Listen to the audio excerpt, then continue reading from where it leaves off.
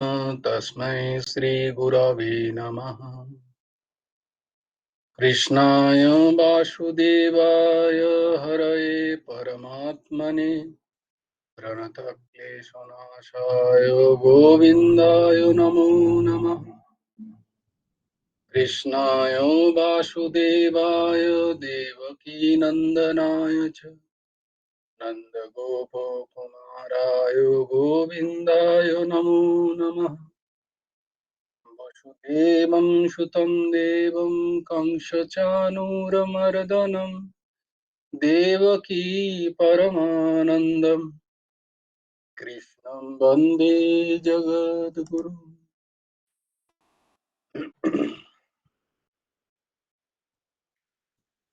নবকুমার চতুষ্পাঠীর আরেকটি অধ্যায়ে তোমাদের স্বাগত। আমরা ছিলাম শ্রীমদ্ ভগবদ গীতার পঞ্চম অধ্যায়ের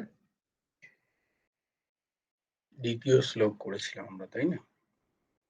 আজকে আমরা দেখব তৃতীয় শ্লোক। তাহলে প্রথম শ্লোক এবং দ্বিতীয় শ্লোকে আমরা কি দেখলাম না, প্রথম শ্লোকে অর্জুন জিজ্ঞেস করছেন ভগবানকে, আপনি এই যে শেষের অধ্যায়ে, চতুর্থ অধ্যায়ে প্রথমে কর্মযোগের কথা বললেন, তারপর জ্ঞান যোগের কথা বললেন, কর্ম দ্বারা জ্ঞান আহরণ করতে হবে এরম কথাও বললেন, কিন্তু কোনটা শ্রেয় আমার পক্ষে? পরের শ্লোকটাতে ভগবান বলছেন যে অধিকার ভেদে কর্মযোগ বা জ্ঞান যোগ, এটা হচ্ছে অধিকার ভেদে বলা যায়। যার যেমন অধিকার তাকে সেই পন্থা অনুসরণ করা উচিত। এরম ভাবে তিনি ওই শ্লোকটাতে বোঝালেন। এবার আমরা তৃতীয় শ্লোক দেখছি। আমার সাথে সাথে সবাই উচ্চারণ করো। জ্ঞেয়ঃ স নিত্য সন্ন্যাসী ইয়ো ন দ্বেষ্টি ন কাঙ্ক্ষতি। সবাই দেখতে পাচ্ছ তো? জ্ঞেয়ঃ স নিত্য সন্ন্যাসী ইয়ো ন দ্বেষ্টি ন কাঙ্ক্ষতি নির্দ্বন্দ্বো হি মহাবাহো সুখং বন্ধাৎ প্রমুচ্যতে। নির্দ্বন্দ্বো হি মহাবাহো সুখং বন্ধাৎ প্রমুচ্যতে। মহাবাহো, হে মহাবাহো, যে এই ব্যক্তি ন দেশটি, কাউকে দেশ করেন না। এই শ্লোকটা আমার মনে হয়েছে এটা আমাদের জন্য, যারা আমরা সংসারে আছি, অথচ আমরা স্পিরিচুয়াল লাইফ লিড করতে চাই। আমরা আমাদের এই এই সবার মাঝে আমরা চাই একটা সুখ পেতে, একটা শান্তি পেতে, হ্যাঁ, সেই পরমাত্মাকে অনুভব করতে চাই। তো সেখানে কারণ কি, কারণ সবসময় ফিল্ডটা মনে রাখতে হয় যে গীতার ফিল্ডটা কি? কুরুক্ষেত্র। এখানে ভগবান অর্জুনকে এমন ভাবে মোটিভেট করতে হবে যে অর্জুন যাতে আসন্ন যুদ্ধ সে লড়ে। তো আমাদের ক্ষেত্রেও তাই, সংসার থেকে পালিয়ে গিয়ে নয়, সংসারের মধ্যে থেকে, এই এই সমস্ত কিছুর মধ্যে থেকে মনে হয় জ্ঞান যোগ শ্রেষ্ঠ, তাহলে সব ছেড়ে দিই, রিনাউন্সিয়েশন নিয়ে নি, সন্ন্যাসী হয়ে যাই, সন্ন্যাসিনী হয়ে যাই, তাহলেই বোধহয় আমি শান্তি পাবো, সুখ পাবো। না, সেটা কিন্তু সেটা কথা নয়। বারবার এই জন্য এই এই জায়গাটা এমফাসাইজ দেয়া হচ্ছে যে সন্ন্যাস বলতে কি বোঝাচ্ছি, পূর্ণ প্রপন্নতা মানে কি? বিষয় ত্যাগ করা? না, সেটা বোঝানো হচ্ছে না। তাই জন্য ভগবান এখানে আমাদের জন্য বলছেন, আমাদের জন্য দিগদর্শন করছেন। স্বনিত্য সন্ন্যাসী ইউ ন দেষ্টি ন কাঙ্ক্ষতি, ন দেষ্টি মানে কাউকে দ্বেষ করেন না, ন কাঙ্ক্ষতি কোনো কিচ্ছু আকাঙ্ক্ষা করেন না, স নিত্য সন্ন্যাসী তাকে সর্বদা সন্ন্যাসী কেউ বলে জানতে হয়, হি নির্দ্বন্দ্ব, কারণ দ্বন্দ্বরহিত ব্যক্তি, সুখম বন্ধাত অনায়াসে সংসার বন্ধন প্রমুচ্যতে মুক্ত হন। আমরা যারা তথাকথিত সংসারের মধ্যে পড়ে আছি তাদের ভয় লাগছিল এতক্ষণ যে তাহলে আমাদের কি হবে। ভগবান বলছেন কনসেপ্টে তোমাদের তোমাদের কি হবে, যে যেই প্রশ্নটা করছে ওই যে অর্জুন বলছে তাহলে আমার জন্য কি, বলে তাহলে তুমি এখনো বোঝোনি, না তুমি কর্মতত্ত্ব বুঝেছো না তুমি জ্ঞান তত্ত্ব বুঝেছো অর্জুন। আবার বোঝো।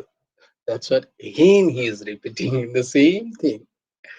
এই রিপিট করে করে একই জিনিস বোঝানো হচ্ছে। বলছে এটা যদি না বুঝতে পারো এখনো কোনো চিন্তা নেই, এখনো 14টা অধ্যায় আছে, আমি ঠিক এই কথাই বলে যাব বারবার।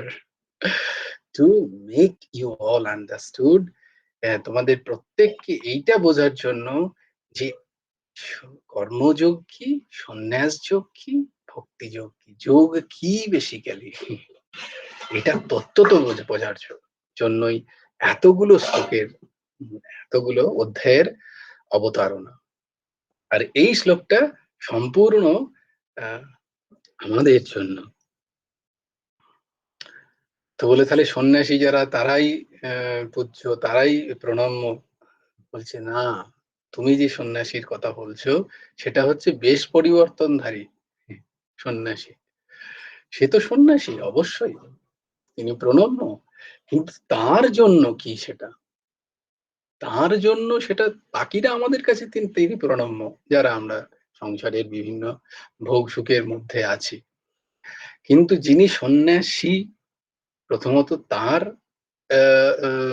অন্তর শিক্ষা বা অন্তর দর্শন কি হবে, দ্বিতীয়ত তাহলে কি আমরা কি মানে আমরা যারা সংসারের মধ্যে আছি সমস্ত কাজ করে এই সংসারকেই পেয়েছি যারা প্রারব্ধ অনুযায়ী, তাদের জন্য কি তাহলে কোনো পথ নেই, তাদের জন্য কি সংসার ত্যাগ করতে হবে, বলতে নো, নাথিং। তুমি বুঝতে পারোনি তাহলে কি, না যে ইউ ন দেষ্টি, যে ব্যক্তি কাউকে দেশ দেশ করেন না, মানে কাউকে ঘৃণা করে না, কাউকে আলাদা করে দেখে না, দেশ করে না, এবং কোনো কিছুর আকাঙ্ক্ষা করে না, তাকে সেই সেই ব্যক্তি তাকে সর্বদা সন্ন্যাসী, তাকে একসময় সন্ন্যাসী বলছে না, বলছে তাকে জানবে সে যেমন অবস্থায় আছে না কেন তাকে সন্ন্যাসী জানবে। সে যদি এই সমস্ত কিছুর মাঝে থেকেও কারুর সাথে তার কোনো উম, যদি ঝগড়া নেই, বলে না ঝগড়া আছে ওর সাথে আমার, এইটা হচ্ছে আহ সোজা কথায় আর কি, কারুর সাথে কোনো ঝগড়া নেই, কারুর সাথে তার কোনো মনোমালিন্য নেই, কারুর প্রতি তার কোনো ঘৃণার ভাব নেই, দেশ নেই, এইরকম যিনি ব্যক্তি সে ওই সংসারের মধ্যেই আছে, সব কাজ করছে, তার ছেলে আছে, পুলে আছে, তার স্বামী আছে, কন্যা আছে, সন্তান আছে, তার স্ত্রী আছে, তার ভাই বন্ধু, পিতা মাতা শ্বশুর শাশুড়ি সব আছে, কিন্তু তার মাঝখানেও সে যদি নিজের মনটাকে এরম তৈরি করতে পারে যে তার সাথে কারোর কোনো দ্বেষ নেই, এবং সে কারোর কাছ থেকে কিছু চায় না, কাঙ্ক্ষতি, সে কারোর কাছ থেকে কিচ্ছু চায় না, এবং নির্দ্বন্দ্ব, সে দ্বন্দ্বরহিত হয়ে গেছে, সুখ দুঃখ, শীত উষ্ণ, লাভ হানি, এই যে দ্বন্দ্ব, এই দ্বন্দ্ব তাকে আর নড়াতে পারে না, এমন যার মনস্থিতি, বলতে সে নিত্য সন্ন্যাসী, সে যেমনই কাপড় পরে থাকুক না কেন সে কিন্তু নিত্য সন্ন্যাসী। ভগবান এতটা বড় তাকে উপাধি দিচ্ছেন, বলছে কিরকম করে হবে, কেন, এইটাই হচ্ছে আমাদের আহ এখনকার এখনকার আমাদের যে ওয়েস্টার্নাইজ সোসাইটি হয়ে গেছে, ওয়েস্টার্নাইজ সোসাইটি সেটা আমাদের কাছে এইরকম দুটো ভাগ করে দিয়েছে। হ্যাঁ, যেটা আমি বারবার তোমাদের বলছি। আবার দেখো আজকেও সেটাই বলতে চাইবো। যে আমাদের যে সনাতনী পরম্পরার মূল উদ্দেশ্যই হচ্ছে মোক্ষ। হুম? মূল উদ্দেশ্যই হচ্ছে মোক্ষ। এখানে কিন্তু সিকিং নেই, মানে এখানে কিন্তু কিছু প্রাপ্তির আশা নেই। কি কি আছে? মূল প্রাপ্তি ৪ টেই। ধর্ম, অর্থ, কাম এবং মোক্ষ। That is the ultimate. যে তুমি সন্ন্যাস কোনো আশ্রম মানে আ আ সন্ন্যাস আশ্রম, তাই জন্য আশ্রমও এখানে ৪ টে। তাহলে দেখো কথাটা কি বলছি ১ম এই? না, আশ্রম। হুম, আশ্রম মানে যেখানে হ্যাঁ, যেখানে এসে শ্রম করতে হয়। আশ্রম মানে মজা করার জায়গা নয়। আমরা সংসারের জীবনটাকে ভেবেছি এটা মজা করার জায়গা। যেটা ওয়েস্টার্নদের ওয়েস্টার্নাইজ থটস। সেটা কিন্তু বৈদিক সনাতন পরম্পরার এই আ মানেই নয় পরিবার গঠনের। এখানে পরিবার গঠন আনন্দের জন্য নয়। এখানে পরিবার গঠন না ইন্দ্রিয় সুখের জন্য, না আনন্দের জন্য। ওখানের পরিবার হচ্ছে আনন্দের জন্য, ইন্দ্রিয় সুখের জন্য। এখানে নয় সেটা।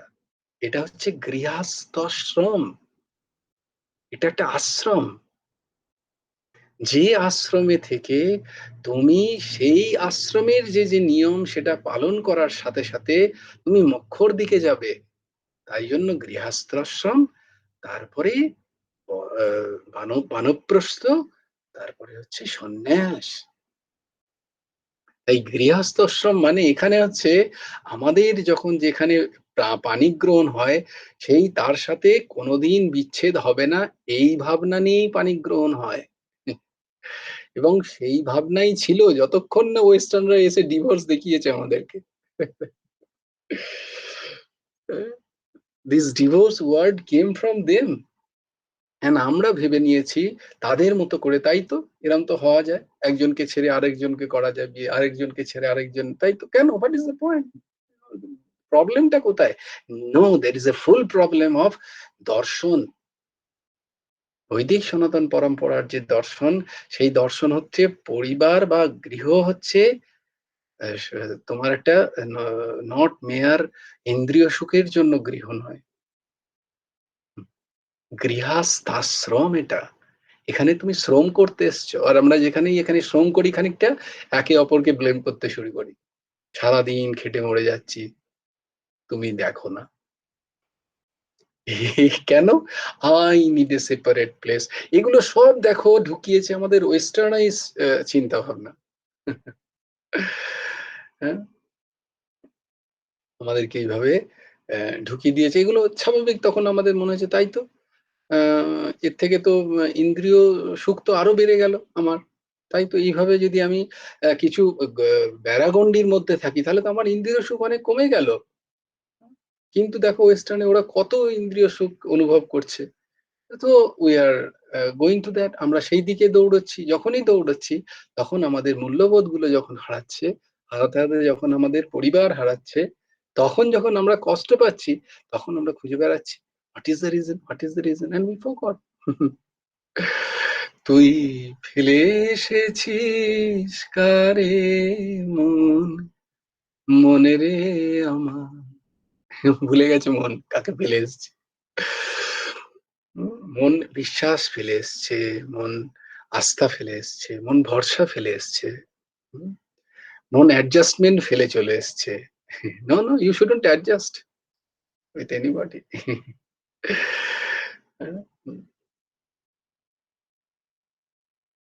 So now the problem is here. আমরা আমাদের কাছে you have to be individualistic. আমার কাছে পয়সা আছে, so I can lead my own life. I don't bother anybody. এটা হচ্ছে western theory. You shouldn't bother. Why to bother? You should live. তোমার একটা জীবন, তুমি ভালো করে বাঁচো। তুমি অন্যর জন্য খেয়াল রাখবে। নো, এটা আ বৈদিক সনাতনের পরম্পরা নয়। স্বামী বিবেকানন্দ বলতেন যে, "একটা এরকম আ আ সমাজ গড়ে দেখাক দেখিনি বিশ্ব কোথাও। কোথাও নেই। হুম, এত সুন্দর একটি সমাজ।" বৈদিক পরম্পরা যদি ঠিক যেটা ছিল। এরম সমাজ এত সুন্দর আ শাস্ত্রের মধ্যে মেনে, পরিবারকে মেনে, একটা পরিবারের মধ্যে থেকে আ এইটা কোথাও পাওয়া যায় না। কারণ আমরা ভুলে গেছি যে এটা একটা আশ্রম। হুম, আমরা ভাবি ওইটাই আশ্রম। আগেতে প্রত্যেকটি ঘর হতো মন্দির। প্রত্যেকটা ঘর মঠ হতো। সেখানে কিছু নিয়ম থাকতো, শৃঙ্খলা থাকতো। সেখানে বড়রা সম্মান পেত। তাই জন্য বৃদ্ধাশ্রম ছিল না। এখন বৃদ্ধাশ্রম তৈরি হয়েছে। আমরা সহ্য করতে পারি না আর। কারণ why? Do you know why? ভালো করে জিজ্ঞেস করলে মূল যদি দেখো, তাহলে সহ্য করতে পারি না কাকে? না আমি আমাকে নিজেকে। আমি যে সেই ফর্মেই আমি এত আনস্যাটিসফাইড যে আমি অন্য কাউকেও সহ্য করতে পারি না। হুম, এই আনস্যাটিসফ্যাকশন টা এনেছে কে? The western theory. You should be always seek something. কিছু করো, কিছু একটা ট্রাই টু অ্যাচিভ সামথিং। তোমার অ্যাচিভ এর পথে যে বাধা তাকে সরিয়ে দাও। These are all foolish things to যেগুলো খুব বোকা ভাবনা। মায়ের সেবা, বাবার সেবা, স্বামীর সেবা, পত্নীর সেবা, ভাইয়ের সেবা, বোনের সেবা এগুলো সব বোকা ভাবনা। হুম, অ্যাচিভ করো নিজেকে। আল্টিমেট সমাজ কাকে চিনবে? তোমাকে চিনবে। এই সমস্ত ভাবনাগুলো ওরা এনে ঢুকিয়েছে যাতে এই একটা সুন্দর সোসাইটিকে ভেঙে দেওয়া যায়। তোমাদের বারবার বলেছি যে আ বিফোর ইস্ট ইন্ডিয়া কোম্পানি একজন এসছিলেন ভাইসরয়। তার ওই লেখা তিনি লিখেছিলেন তখনকার রানীকে, সেই লেখা এখনো আছে লন্ডনের মিউজিয়ামে। He told that কি Indian society is so strong, so religiously strong, you cannot break it. তুমি ভাঙতে পারবে না। একদম লেখা আছে পরিষ্কার। যদি আমি তোমাদের ওই কোনো খত যদি কখনো পাই আমি তোমাদের শেয়ার করব। যে এটা ভাঙা খুব মুশকিল। এত স্ট্রং বন্ডিং এদের, এত স্ট্রং রিলিজিয়াস বিলিফ। ধর্মের প্রতি এদের এত নিষ্ঠা যে এদেরকে যদি ভাঙতে হয় এদের শিক্ষা পদ্ধতিটাকে আগে ভাঙো। হুম, এদের বিলিফ সিস্টেমটাকে ভাঙো আগে। ওদের মধ্যে ঢুকিয়ে দাও। হ্যাঁ, আমাদের শিক্ষা পদ্ধতি। দেখবে আস্তে আস্তে ওরা ভেঙে যাবে। তো that they done it very nicely. হ্যাঁ, তাই জন্য এখন কোনো আমি দুদিন আগে একজনের সাথে কথা বলছিলাম। অ্যান্ড এই পরিস্থিতি আমারও ছিল। আজ থেকে ধরো ২০ বছর আগে। ২০ বছর কেন বলি ১৫ হ্যাঁ ২০ বছর আগে অ্যা গুরুদেবের সান্নিধ্যের আসার আগে আমার কাছেও তাচ্ছিল্যের বিষয় ছিল। এ গীতা। এই দুদিন আগেই বলছিলাম গীতা ক্লাস। একজন হাসছিল। হি, হি। আচ্ছা সে কিন্তু বাঙালি ব্রাহ্মণ পরিবারের সন্তান। অমুক চক্রবর্তী। গীতা ক্লাস। কি যে বলো এরম ব্যাপার। কি যে বলো গীতা ক্লাস। একটা কিছু অন্য কিছু বললে সিরিয়াল বা সিনেমার কথা বললে না একবার পয়সা দিয়ে দেখা যেত। প্রশ্ন হচ্ছে হিয়ার ইস আমাদের মূল্যবোধ এইখানে গিয়ে ঠেকেছে। সেখানে কখনো গিয়ে যখন সন্তান আমাদের সম্মান দিচ্ছে না, আমাদের দেখছে না, আমরা আমাদের যদি তখন আমরা তাকে কমপ্লেইন করছি। তাই জন্য আমি বলি either live an western life very well.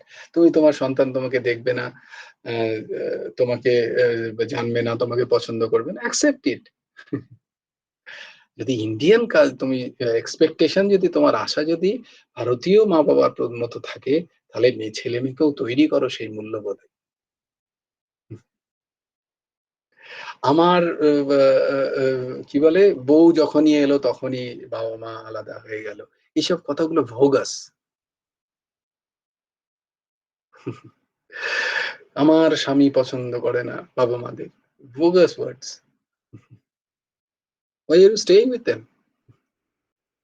তার মানে তোমারও ইচ্ছা আছে কোথাও।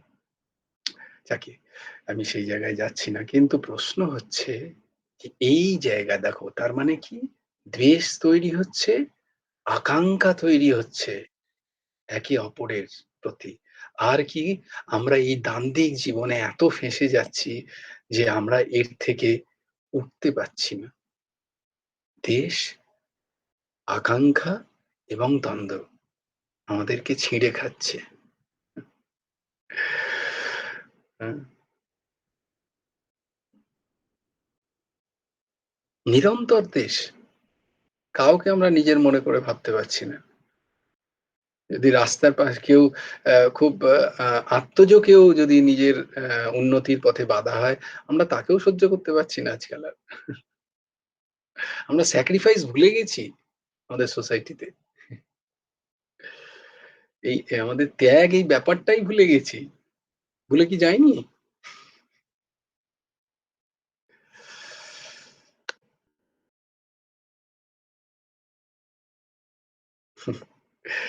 যদিও আজকে ভেবেছিলাম খুব তাড়াতাড়ি শেষ করে দেব। কিন্তু এক তো জয়েন করতে দেরি হলো আর একটা দারুণ কথা মনে পড়ল। বিবেকানন্দ তখন আ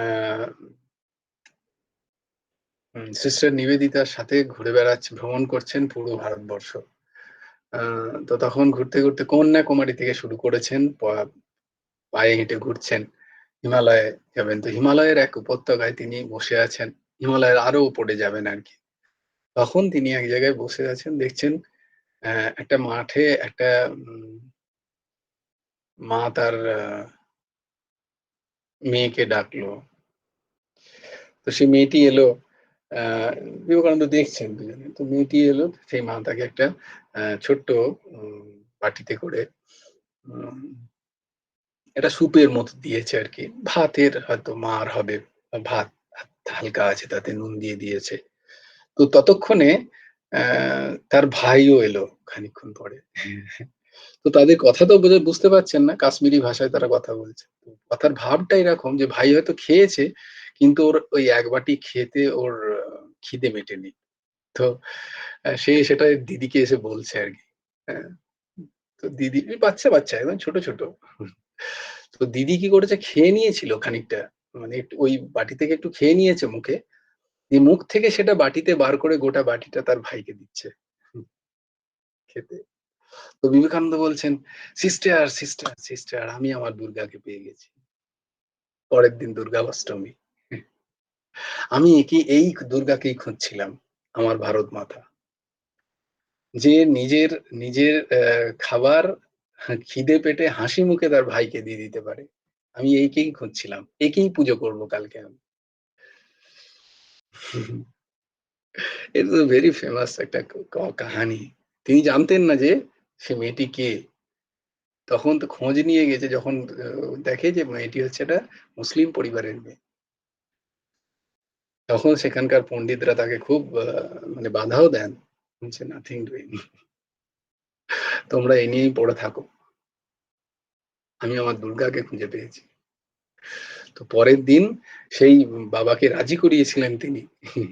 কাশ্মীরি সেই মুসলিম পরিবারের পিতাকে রাজি করিয়েছিলেন এবং মুসলিম কন্যার বিবাহ হচ্ছে এই যে সরি মুসলিম কন্যার অষ্টমীর দিন কুমারী পূজা হচ্ছে।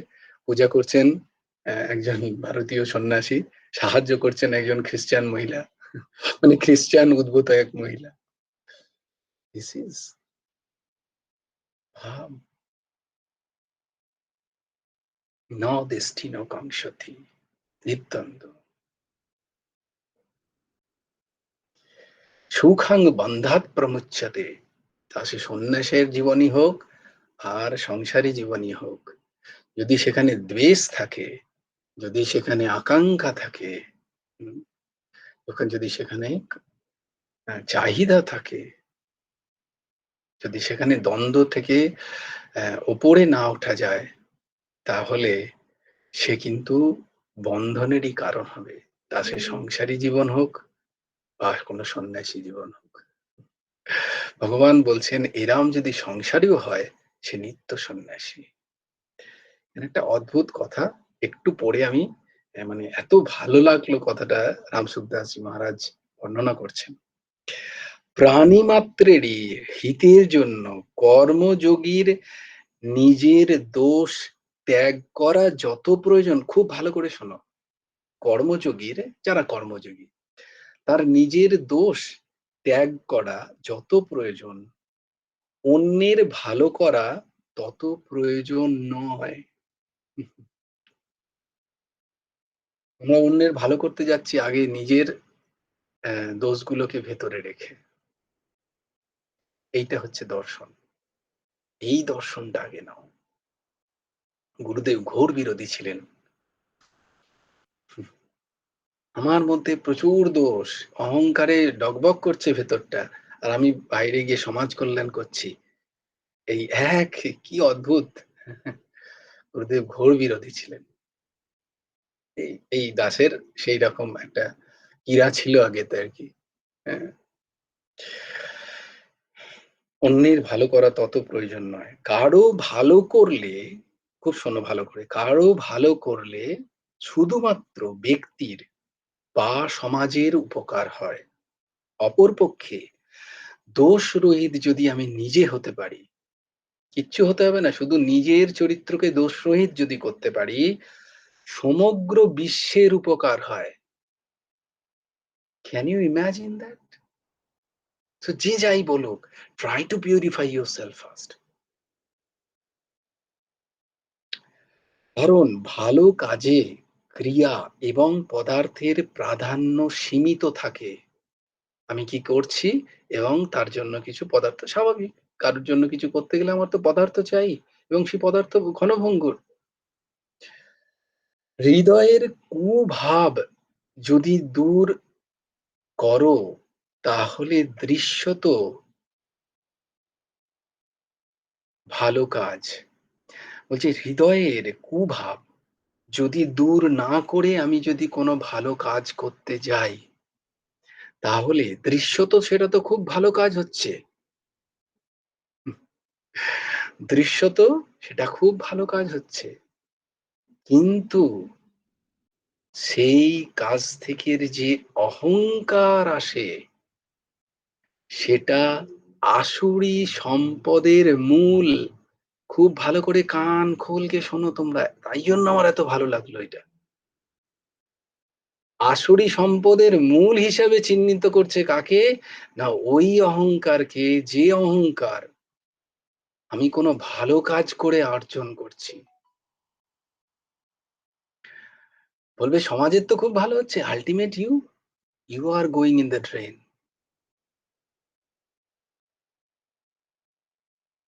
আমি কারোর খারাপ করতে বলছি না, এর মানে এই নয় যে খারাপ করা। ভালো তো নিশ্চয়ই করবে। কিন্তু ভালো করার জন্য করা নয়। নিজের কর্মযোগে স্থিতি হওয়ার জন্য ভালো করো মানুষের। আমার ভেতরটা কিছু হলো না, আমি সমাজের উপকার করতে গেলাম। তাতে যে অহংকারটা আমার মধ্যে আসে, সেই অহংকার বলছে আসুরি সম্পদের মূল। যত আসুরি সম্পদ আছে, আসুরি সম্পদ আমরা আসবো, দৈব সম্পদ এবং আসুরি সম্পদ। আমরা আসবো গীতাতে। কি, কি আসুরি সম্পদ আছে। এই আসুরি সম্পদের মূল হচ্ছে ওই অহংকার। ভালো কাজ করার অহংকার তখনই জন্মায় যখন হৃদয়ে কোনো না কোনো দোষ থাকে। সেখানে অপূর্ণতা থাকে। সেখানেই অহং অভিমান জন্মায়। কিন্তু যেখানে পূর্ণতা বিদ্যমান, সেখানে অভিমানের প্রশ্নই থাকে না। আমি ভালো কাজ করেছি, এই অহংকার, আমি ভালো কাজ করছি বা করেছি বা কেউ এসে বলল আর আমার ভালো লাগলো তাতে, এই অহংকার কুকর্মের থেকেও ভয়ঙ্কর। কারণ কি? বলে কেন? এরমটা কেন বলছো? বলছে কুকর্মকে তো জানো যে তুমি ওটা কুকর্ম। যে কুকর্ম করছে সে নিজেও জানে যে এটা কুকর্ম। কিন্তু যে সুকর্ম করছে তথাকথিত, তার অহংকার আছে যে এটা সুকর্ম। সেই অহংকার কিন্তু ওই কুকর্ম থেকে, কারণ কুকর্ম থেকে কোনো না কোনো সময় বিবেক জাগ্রত হলেও হতে পারে। কিন্তু যার এই ধারণা আছে যে আমি ঠিক, আমি ভালো, আমি ভালো কাজ করি, তার কিন্তু এই জায়গা থেকে উত্থিত হওয়া খুব কঠিন। অহংকার রহিত হওয়া। Why? Why do you require that? কারণ কি? বলবে কেন, কেন প্রয়োজন? আবার সেই একই উদাহরণ। কারণ তোমাকে যদি সোনার শিকল দিয়ে বেঁধে দেয়া হয়, তোমাকে যদি লোহার শিকল দিয়ে বেঁধে দেয়া হয়, সেই শিকল কোনো সময় তোমার ছিঁড়তেও ইচ্ছা করবে। হুম, তুমি ছিঁড়ে যদি বলে না ছিঁড়ে কিন্তু চলে যেতে হবে, বলে তুমি হ্যাঁ ঠিক আছে সোলার শিকল ছিঁড়ে না ছিঁড়ে সোনার শিকল তোমার একবার না একবার ইচ্ছে যদি এক টুকরো পাওয়া যেত। শিকল সোনার, সে তোমাকে বেঁধে রেখেছে।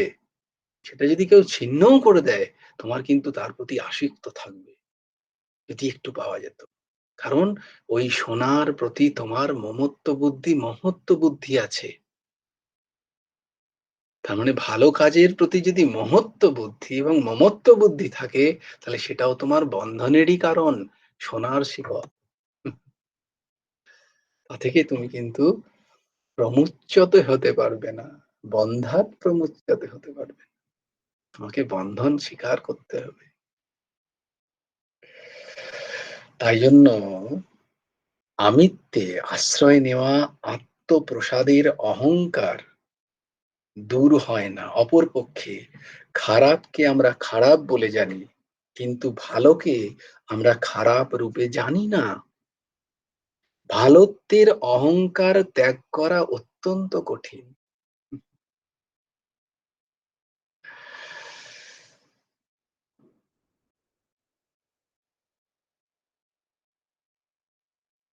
আমি আজকে এখানেই ফিনিশ করি। যদি খানিকটা গজে এই কথাগুলো। তার মানে এই নয় যে তোমরা কারোর ভালো করবে না। অবশ্যই করো। কিন্তু কোথাও খ্যাতি, যশ এইসবের প্রাপ্তির জন্য নয়। কক্ষনো। ঘোর, ঘোর অনর্থ।